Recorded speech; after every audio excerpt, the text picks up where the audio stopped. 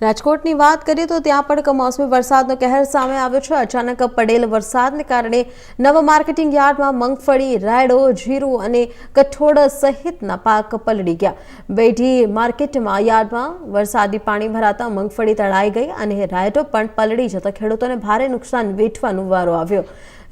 યાર્ડના ડોમ અંદર સંગ્રહિત મગફળી પણ ભીની થતા ખેડૂતોમાં ચિંતા વ્યાપી છે। અચાનક આવેલા વરસાદે ખેડૂતોની મહેનત પર પણ પાણી ફેરવી દીધું છે।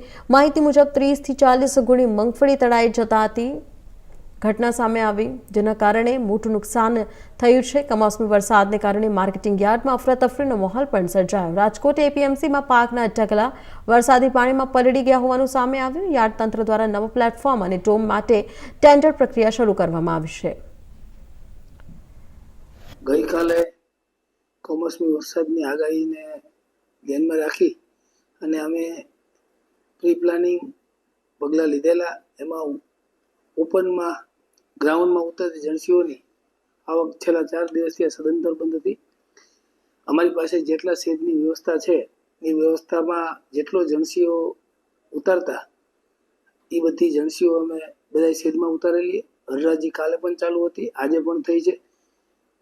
તેમ છતાં મોટા શેડમાં એક મગફળીનો ઢગલો એક જ ખેડૂતનો માલ હતો અને એ ઢગલો પણ આ શેડમાં ઉતાર્યો હતો, પણ વધુ વરસાદ અને તોફાન પવન સાથે વરસાદ આવવાના કારણે પાણીનો પ્રવાહ આ સેવાળે ઢગલો હતો એટલે પાણીનો આખા યાર્ડનો પાણીનો પ્રવાહ। મારી પેઢીનું નામ રાજસ એન્ટરપ્રાઇઝ છે।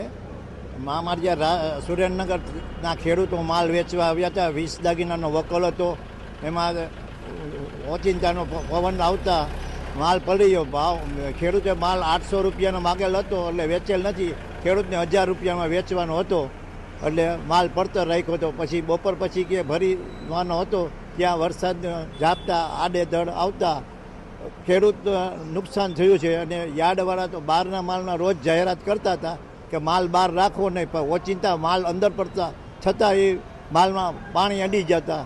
હવામાન વિભાગ દ્વારા જે રીતે કહેવાય કે કમોસમી વરસાદની આગાહી કરવામાં આવી હતી ગુજરાત રાજ્યમાં, ત્યારે ગઈકાલે રાજકોટમાં ભારે પવન સાથે જે કહેવાય મેઘરાજાની કમોસમી ધમાકેદાર વરસાદની એન્ટ્રી થઈ હતી। ત્યારે અમારી પાછળના જે દ્રશ્ય જોઈ રહ્યા છો તે રાજકોટ માર્કેટિંગ યાર્ડના છે। ત્યારે આ માર્કેટિંગ યાર્ડ જે કહેવાય સૌરાષ્ટ્રનું મોટું યાર્ડ છે અને અહીંયા જે કહેવાય ખેડૂતો પોતાનો માલ સંગ્રહ માટે રાખતા હોય છે, વેચવા માટે લઈ આવતા હોય છે। ત્યારે ક્યાંક ને ક્યાંક જે ગઈકાલે કમોસમી જે વરસાદની જે ધમાકેદાર એન્ટ્રી થઈ હતી, ભારે પવન સાથે જે ગાજવીજ સાથે વરસાદ પડ્યો હતો, ત્યારે જે કહેવાય કે માર્કેટિંગ યાર્ડમાં જે રાખેલો પાક છે તેને ભારે નુકસાની જોવા મળી રહી છે। હાલ અત્યારે આપ જોઈ રહ્યા છો કે રાયડો છે તેને નુકસાની જોવા મળી છે। જે નીચે રાયડાના જે થર રાખવામાં આવ્યા હતા ખેડૂતો દ્વારા, તેમાં જે ક્યાંક ને ક્યાંક ભારે વરસાદ અને પવનને કારણે પાણી રાયડા અંદર ચડી જતા ક્યાંક ને ક્યાંક આ જે રાયડો છે તેને નુકસાની જોવા મળી રહી છે। સાથે સાથે કહેવાય કે જે પાછળના જો ડોમ છે તેમાં જે મગફળી રાખવામાં આવી હતી તે મગફળીને પણ ભારે નુકસાની વેઠવાનો વારો હોય છે। 30 થી 40 ગુણી જેટલી મગફળી છે તે ખેડૂતને નુકસાની આવી છે।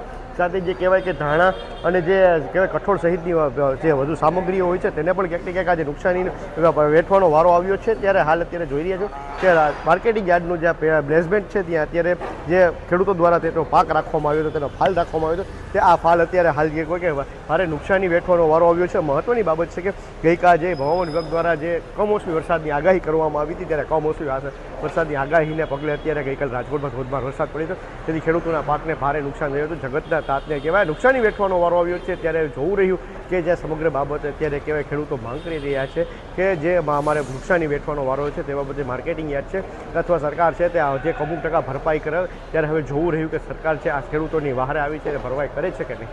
બરાબર, હાર્દિક મોડે સાથે